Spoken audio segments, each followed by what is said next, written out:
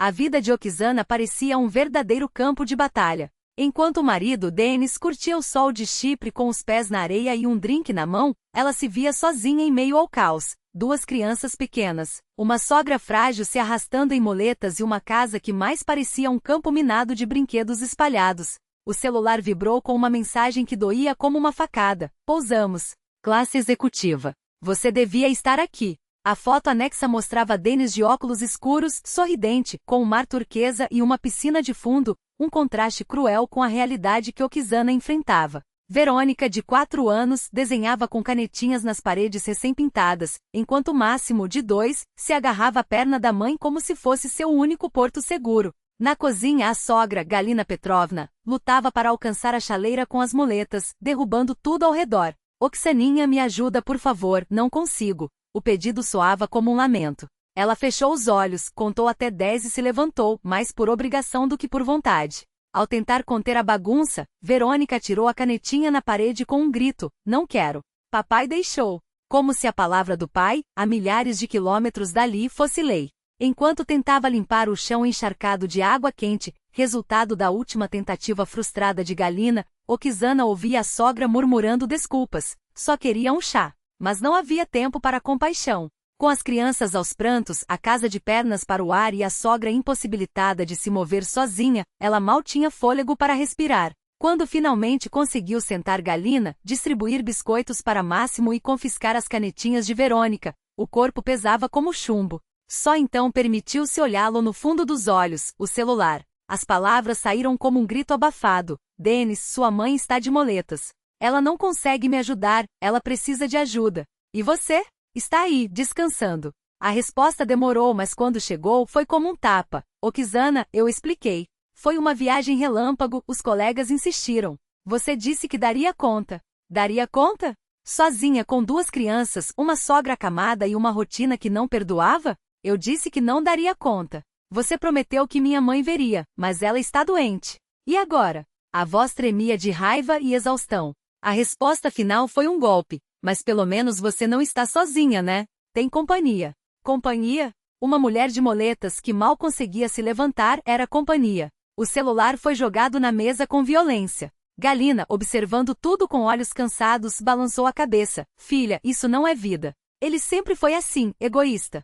Criei um homem que acha normal abandonar a família por um capricho. Oksana não queria ouvir, mas a verdade ardia. 3 anos de casamento, 3 anos de desculpas, 3 anos esperando que as coisas melhorassem.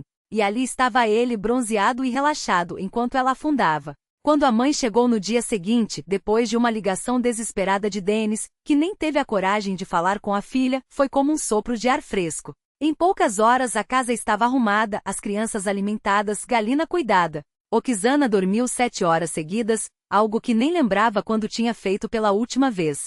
Acordou com uma clareza assustadora, não aguentaria mais. Quando Denis voltou bronzeado e cheio de presentes, encontrou uma mulher diferente. Não a esposa cansada que sorria para disfarçar o cansaço, mas uma mulher com os olhos firmes e a voz firme. Precisamos conversar. Sobre nós. Sobre como eu não aguento mais carregar tudo sozinha. Ele tentou minimizar. Foi só uma viagem, Oksana. Trouxe presentes, olha. Como se brinquedos e magnéticos de geladeira pudessem compensar o abandono. Não é sobre a viagem, Denis. É sobre 3 anos em que eu sou mãe, dona de casa, cuidadora e profissional sozinha, enquanto você vive como se fosse solteiro. Se nada mudar, eu vou embora. O silêncio que se seguiu foi a confirmação de que, dessa vez, ela não recuaria. Não havia mais espaço para desculpas. Ou ele mudava, ou ela partiria com ou sem ele. Ele ficou calado, não por reflexão, mas porque no fundo pouco importava. Achei que vocês dariam conta. A frase soou como uma faca na mesa, fria, afiada, reveladora. Nós não demos conta, Denis. Eu é que sobrevivi. Se não fosse minha mãe, eu teria pirado. E você? Nem percebeu. Os olhos de Oksana queimavam com uma mistura de exaustão e desdém. Você não pensou. Nunca pensa. Só em você, como sempre. Foi então que a porta da sala se abriu com um rangido lento. Galina Petrovna, apoiada em seus muletas, emergiu como uma juíza silenciosa. Seu olhar, severo mas não cruel, pesou sobre o filho como uma sentença. Denis, Oksana tem razão. Você agiu como um egoísta. Como um menino mimado. As palavras doíram mais que um tapa. Eu tenho culpa nisso, criando você assim. Mas agora você é adulto. Se não mudar, perderá tudo. Ele virou-se para a mãe, desesperado. Mãe, você está contra mim? Ela não hesitou. Estou do lado da verdade.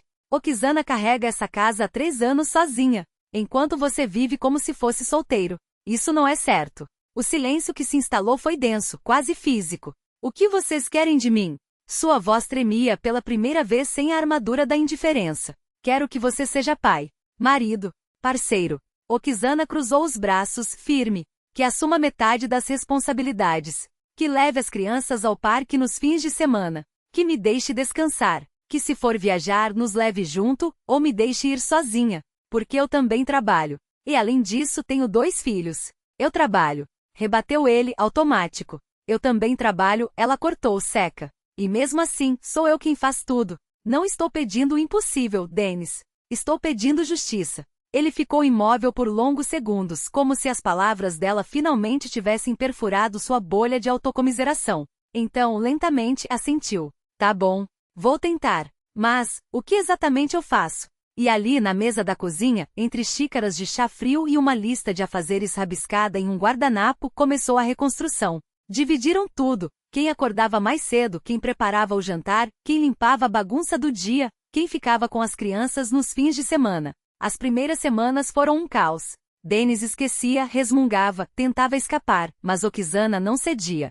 Não fazia por ele. Não salvava. E aos poucos, ele aprendeu. Trocar fraldas virou rotina. Preparar papinha, um ritual matinal. Ler histórias antes de dormir tornou-se seu momento favorito do dia. Até que certo sábado, 6 meses depois, ele mesmo sugeriu. Okizana, por que você não vai passar o final de semana na casa da sua mãe? Sozinha. Para descansar de verdade. Eu fico com as crianças. Ela o encarou desconfiada. Sério? Sério. Já sei me virar. E assim foi. 2 dias em que ela dormiu até tarde, leu um livro inteiro, caminhou sem pressa. Quando voltou, encontrou a casa em ordem e o marido com olheiras fundas. Não fazia ideia de como era difícil, admitiu ele, passando a mão no rosto cansado. 2 dias com eles e eu tô esgotado. E você 3 anos. Okizana sorriu, quase terna. Agora você sabe. Sim, ele baixou a cabeça. Obrigado por não ter ido embora. Eu pensei nisso também. Se fosse você no meu lugar, eu teria ido. É bom que não tenha sido você no meu lugar, ela segurou sua mão. Porque agora finalmente você está do meu lado. Porque casamento não é sobre um fugir do outro em viagem solo enquanto o mundo desaba. É sobre parceria.